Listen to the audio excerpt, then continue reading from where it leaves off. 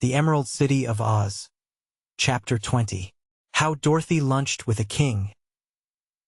A line of rabbit soldiers was drawn up before the palace entrance, and they wore green and gold uniforms with high shakos upon their heads and held tiny spears in their hands.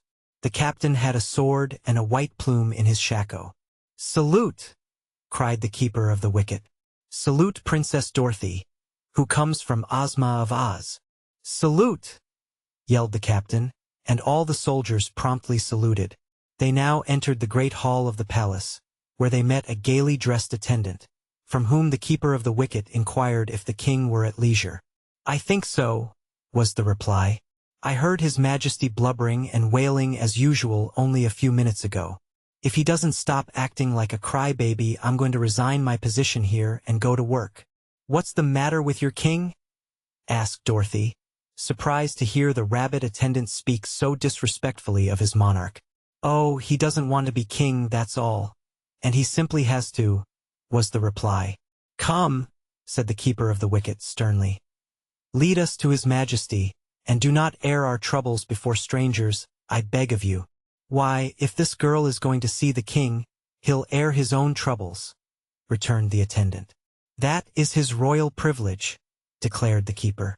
So the attendant led them into a room all draped with cloth of gold and furnished with satin-covered gold furniture.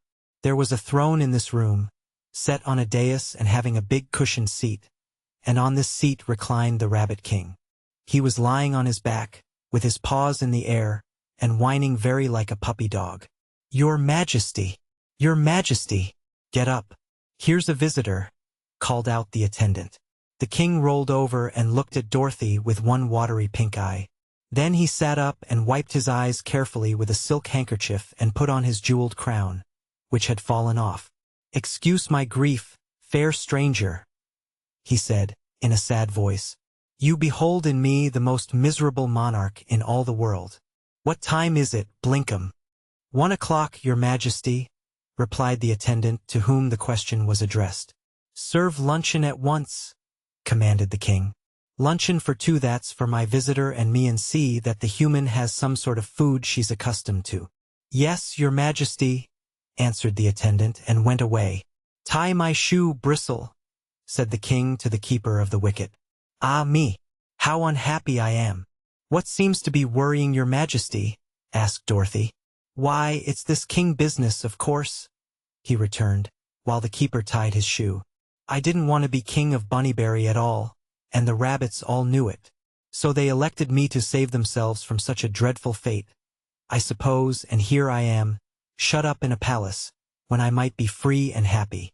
"Seems to me," said Dorothy, "it's a great thing to be a king." "Were you ever a king?" inquired the monarch. "No," she answered, laughing.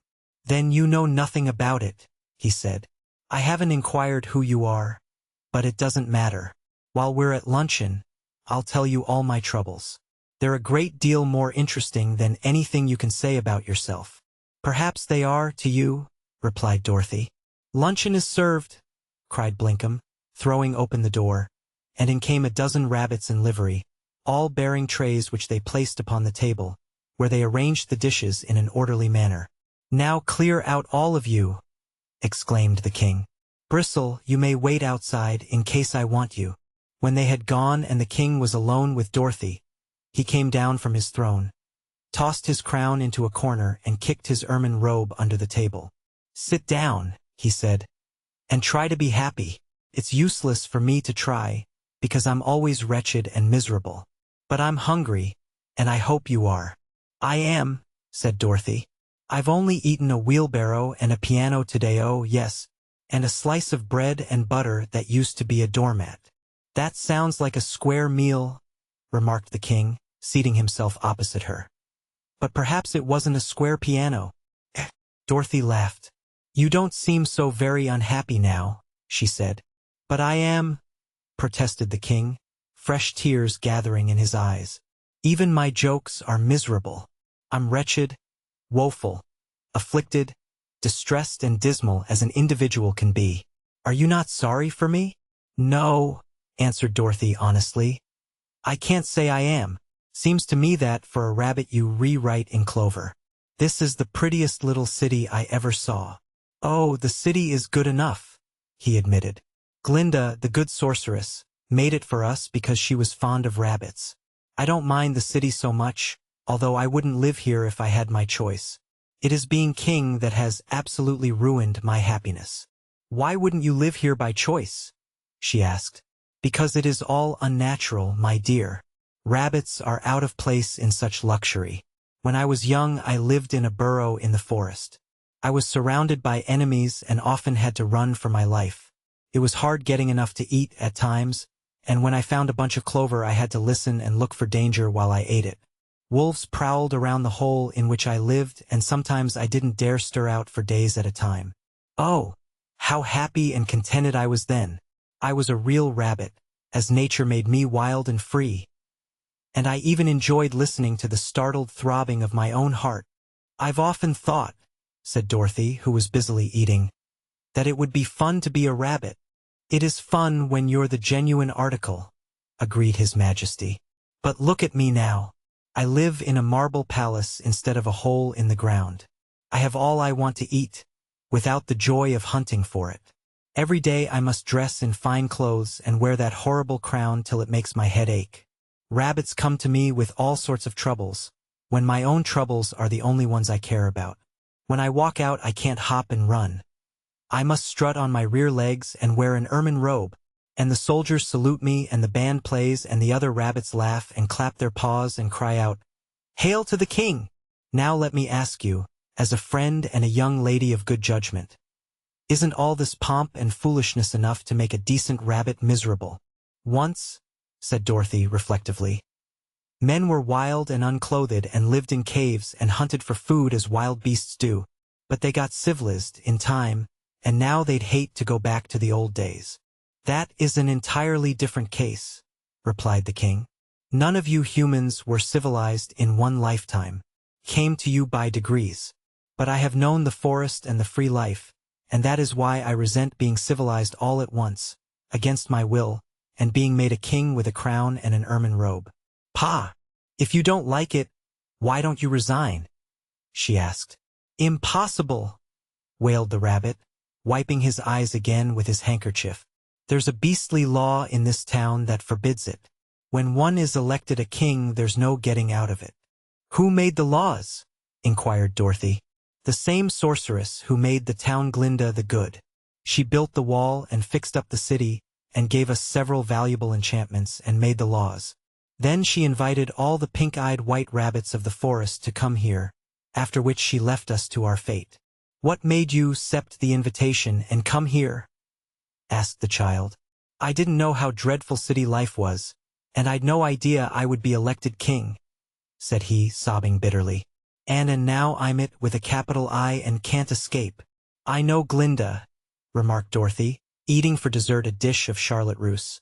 And when I see her again, I'll ask her to put another king in your place. Will you?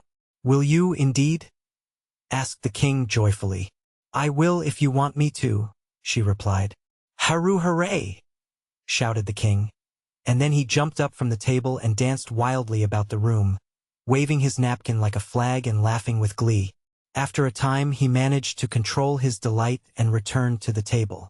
When are you likely to see Glinda? He inquired. Oh, perhaps in a few days, said Dorothy. And you won't forget to ask her? Of course not. Princess, said the Rabbit King earnestly, you have relieved me of a great unhappiness, and I am very grateful. Therefore I propose to entertain you, since you are my guest and I am the king, as a slight mark of my appreciation. Come with me to my reception hall. He then summoned Bristle and said to him, assemble all the nobility in the great reception hall, and also tell Blinkum that I want him immediately. The keeper of the wicket bowed and hurried away, and His Majesty turned to Dorothy and continued, we'll have time for a walk in the gardens before the people get here. The gardens were back of the palace and were filled with beautiful flowers and fragrant shrubs, with many shade and fruit trees and marble-paved walks running in every direction. As they entered this place, Blinkum came running to the king, who gave him several orders in a low voice. Then His Majesty rejoined Dorothy and led her through the gardens, which she admired very much. What lovely clothes your Majesty wears, she said, glancing at the rich blue satin costume, embroidered with pearls, in which the king was dressed. Yes, he returned, with an air of pride. This is one of my favorite suits, but I have a good many that are even more elaborate. We have excellent tailors in Bunnyberry, and Glinda supplies all the material. By the way, you might ask the sorceress, when you see her, to permit me to keep my wardrobe. But if you go back to the forest you will not need clothes, she said. And oh, he faltered. That may be so, but I've dressed up so long that I'm used to it, and I don't imagine I'd care to run around naked again. So perhaps the good Glinda will let me keep the costumes. I'll ask her, agreed Dorothy. Then they left the gardens and went into a fine big reception hall, where rich rugs were spread upon the tiled floors and the furniture was exquisitely carved and studded with jewels. The king's chair was an especially pretty piece of furniture, being in the shape of a silver lily with one leaf bent over to form the seat. The silver was everywhere thickly encrusted with diamonds, and the seat was upholstered in white satin. "Oh, what a splendid chair!" cried Dorothy, clasping her hands admiringly. "Isn't it?" answered the king proudly. "It is my favorite seat, and I think it especially becoming to my complexion. While I think of it, I wish you'd ask Glinda to let me keep this lily chair when I go away. It wouldn't look very well in a hole in the ground, would it?" she suggested. "Maybe not, but I'm used to sitting in it and I'd like to take it with me," he answered. "But here come the ladies and gentlemen of the court, so please sit beside me and be presented."